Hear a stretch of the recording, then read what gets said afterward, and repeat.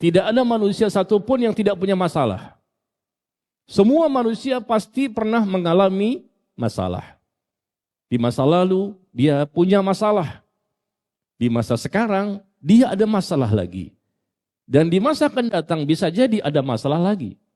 Memang Allah sudah takdirkan bahwa selama hidup di dunia manusia tidak ada yang lepas dari masalah, persoalan, dari ujian dan cobaan.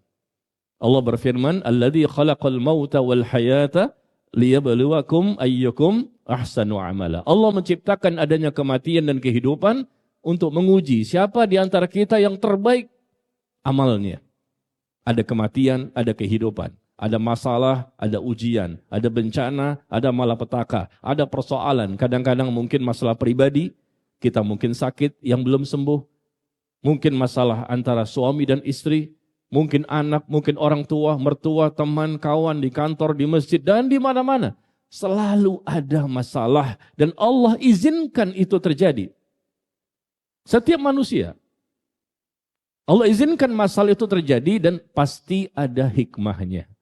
Terjadinya dengan izin Allah, tapi sebabnya siapa yang menyebabkan masalah tersebut? Sebagian besar masalah atau ujian itu disebabkan oleh perbuatan manusia itu sendiri. Maka akibat dampak dari perbuatan keburukan yang mereka lakukan, akhirnya Allah berikan mereka masalah. Kenali masalahmu. Ketika kita bermasalah ini, nilainya apakah sebagai musibah, apakah sebagai ujian, atau sebagai nikmat. Karena tidak semua masalah itu pasti bernilai negatif. Ada juga masalah itu ada, ternyata bagus buat kita. Kata Allah Tabaraka wa Ta'ala di surah Al-Baqarah ayat 216, bisa jadi ada sesuatu yang kamu benci, nggak suka. Masalah itu kamu nggak sukai. Tapi sebetulnya itu baik untukmu. Ada manfaat setelahnya yang kamu tidak mengetahui. Dan bisa jadi ada suatu masalah yang kamu sukai, yang kamu senangi. Tapi menurut Allah itu nggak bagus bagimu. Karena Allah Maha mengetahui, sedangkan kamu tidak mengetahui hikmah di balik masalah. Bahwa kita tuh harus menyikapi masalah dengan benar. Karena masalah ini adalah sesuatu yang tidak pernah lepas dari hidup dan kehidupan kita selama di dunia. Mau lari kemana? Setakwah apapun, Nabi dan Rasul itu orang yang paling bertakwa di muka bumi. Tapi mereka tetap ada persoalan, ada masalah, ada ujian, ada cobaan, ada musibah.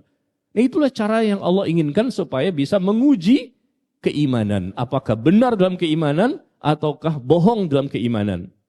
Apakah manusia dibiarkan saja mengatakan kami sudah beriman, kami sudah berhijrah, kami sudah bertaubat. Dibiarkan saja mengatakan begitu. Lalu mereka enggak diuji kembali. Allah mengatakan bahwa sungguh Allah telah menguji orang-orang sebelum kalian. Sehingga terbukti di antara mereka siapa yang benar dalam keimanannya, siapa yang dusta dalam keimanannya.